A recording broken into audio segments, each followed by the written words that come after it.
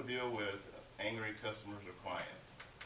And I'm sure that you guys come across this from time to time.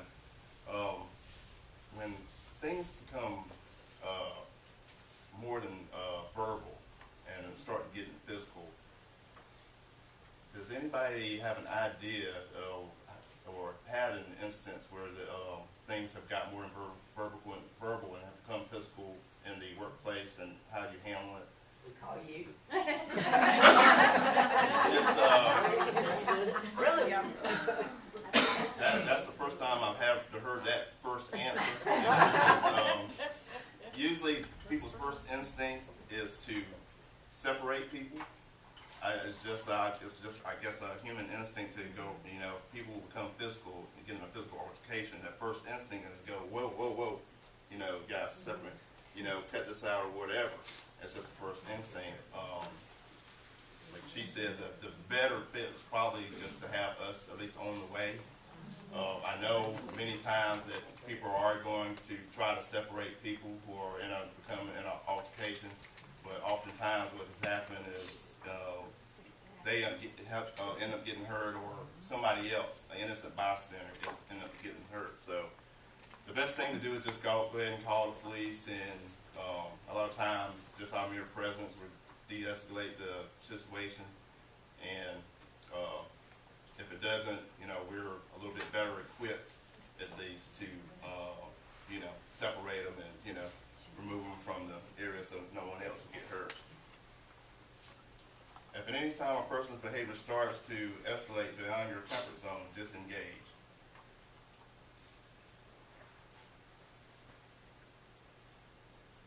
Do not project calmness.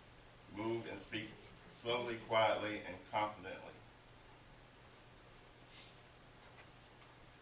Being an empathetic listener, encourage the person to talk and listen patiently.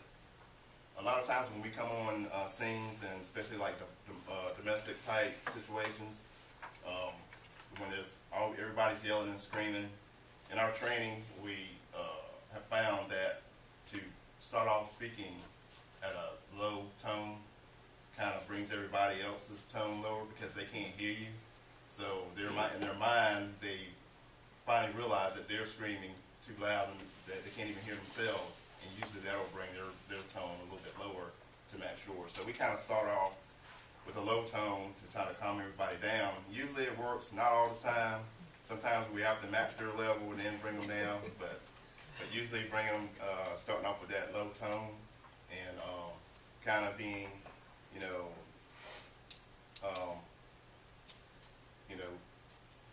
acting like you're really trying to understand where they're coming from. Initially, usually that will kind of de-escalate the problem, hopefully, but not always.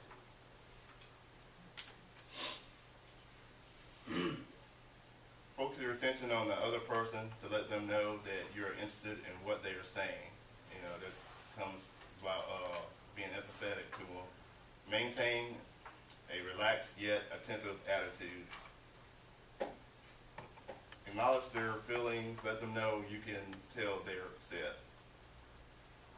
Ask for small specific favors, such as asking a person or persons to move to a quieter area. And establish ground rules if unreasonable behavior persists. Calmly describe the consequences of any violent behavior.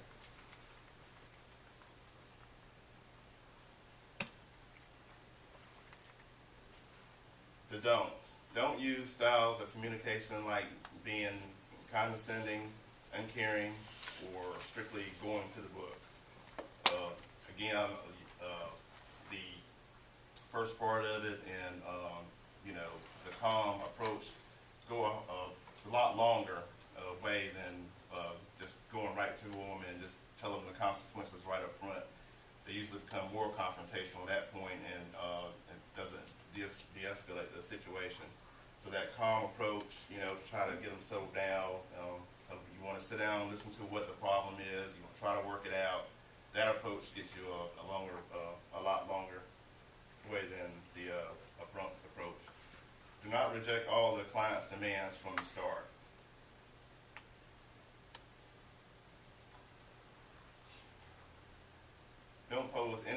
challenging stances, such as standing directly opposite, hands on the hips, or crossing your arms. Crossing your arms, you see that a lot. We've actually come on scene where somebody's being disgruntled or having issues in the workplace.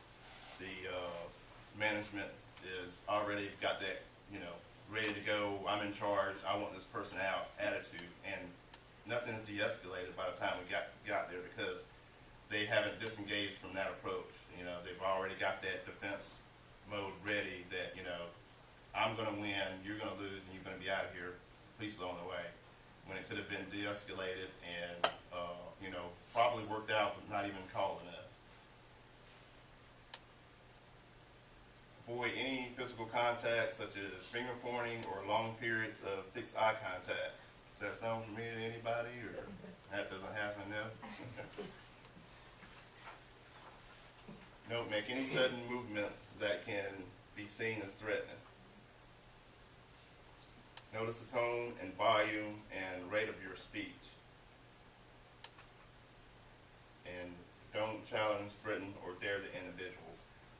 Body language does a lot.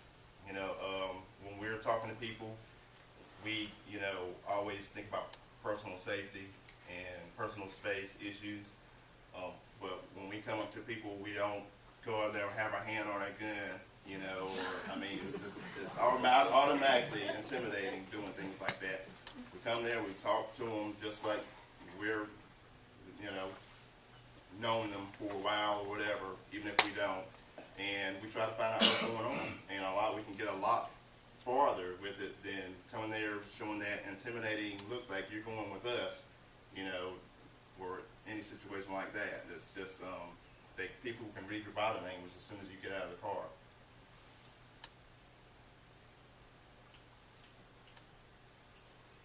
Don't invade their personal space. Personal space is 3 to 6 feet. I don't know of a whole lot of incidents that people have been, have had confrontations. People have been right up in their face unless they're going to actually engage in a physical altercation.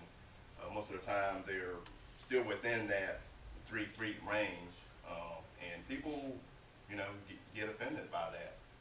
Some people don't mind you being up on them within that 3 feet. Others will find that disrespectful and confrontational. So you got to kind of, again, it goes backward, knowing people in the workplace and people you work with, when they might find that,